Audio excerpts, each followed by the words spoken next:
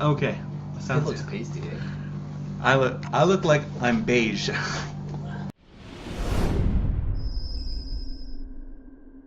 Hey guys, how's it going?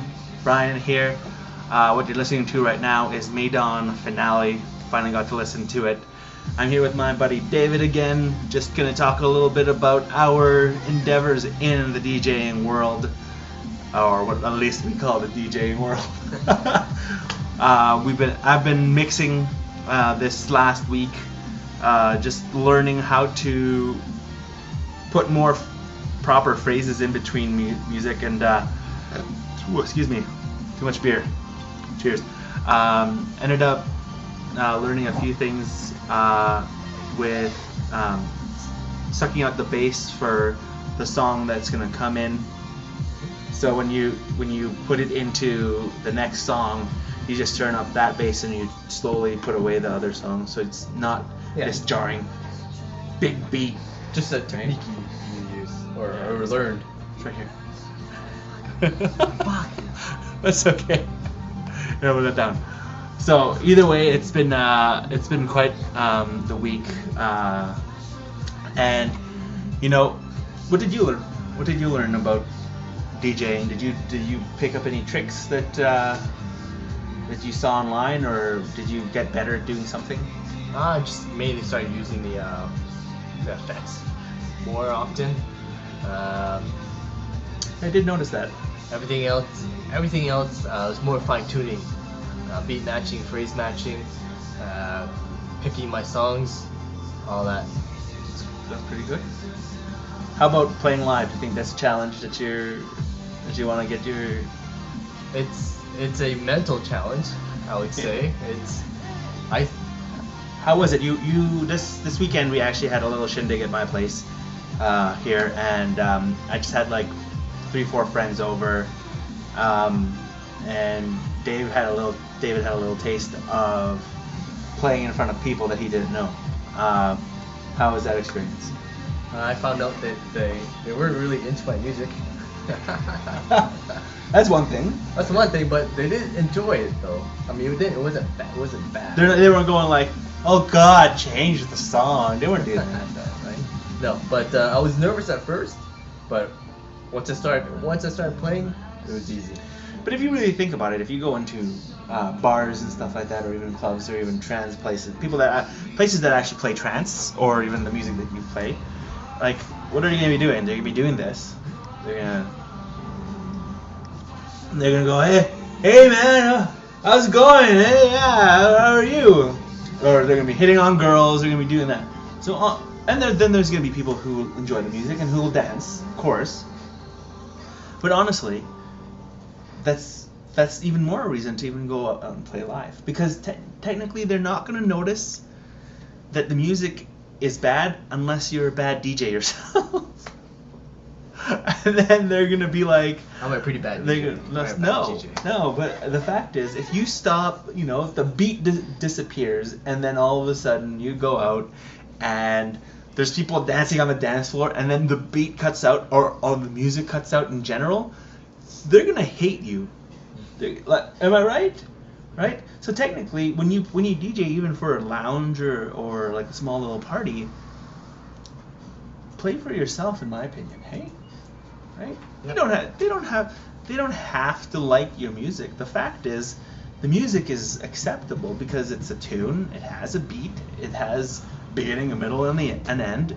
And once that song is done, and then the next song is being transitioned in, they're probably either buying another shot, hitting on another guy or girl, or really enjoying the music if they're actually dancing to it, right? Yeah. So I think, me performing live, it's hard sometimes, because when I play with my band, there's 4 of us, me, my lead guitarist Danny Clark, Duncan Allinger, my drummer, and my younger brother Daryl as my bassist. We played for places that had 3 people in it. And these are bars and clubs, okay, where the capacity would be 100 to 200 people in it. And we played to like 3 people. So, in all honesty, it's not that hard to play live. it's just finding the right place to play it live at, right? So, do you think you'll be playing live anytime soon? Who knows? Wherever it takes me. So I don't know. he's booking for December. Christmas parties. Actually, my challenge, I challenge myself is to get proficient enough to be able to play at a bar in my local area here. Try to throw my own spin on music and stuff like that, and see if I can actually go out and play live. And if I have the right ambition and the right motives to do it, I think it'll be done, and hopefully you can do the same. I'm ready to make a fool of myself. You see, if you've been watching my videos, I make a big fool of myself half the time. So that's how it is, right? Talking about earlier about challenging ourselves. What do you think? Like, how do you feel about a challenge? Like, are you in that zone where you want to continue doing more? I am actually. Thing is, I don't know where to start though. Yeah, well, it's exactly writing a song. It's a big challenge, isn't it? It is. And I think we talked about that earlier. Having that challenge of creating music, creating something, and you have a recording station, a digital audio workstation that you can make music and all that stuff, and then you just look at it and you go like, I don't know what to do. You just spent like $300-400, and you're like, what the hell? The way I had when I first started, about 5-6 years ago, I had the same problem. My biggest savior was YouTube. We talked to you about learning about music and stuff. What do you think of trying to get more proficient in learning music? Well, when we talked about it, it was very overwhelming. How the song is made, and all that's involved in it. But I think with time, I think we will to make a song.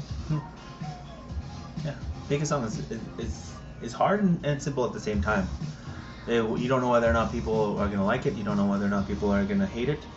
And the fact is, you just have to do it. It doesn't matter if your first song is crap.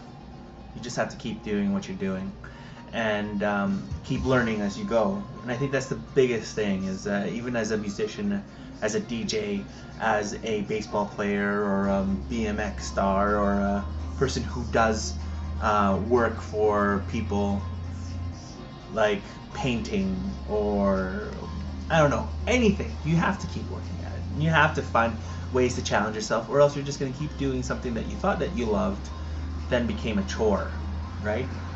So, go on YouTube, learn what you need to learn, don't overthink it, create the music as soon as you can, and surround yourself with people who, are in tune with music, who want to learn with you, who want to challenge you, who you will challenge them, who, you will make each other, just that much better, bouncing ideas off of one another. You know what? There's plenty of forums out there. There's plenty of articles written out there, and I would suggest anybody who wants to learn this type of stuff to go out and check it out, because I wouldn't have learned how to do these types of things. So, David's been doing a lot. What's your channel again? DT40s. DT40s. Check them out. I have a little post up there. I'll have my Halloween mix, a little throwback old school stuff, which I used to listen to. Don't forget to check that out here in the next day or so. Don't forget to comment, rate, subscribe, and we'll talk to you soon. Cheers.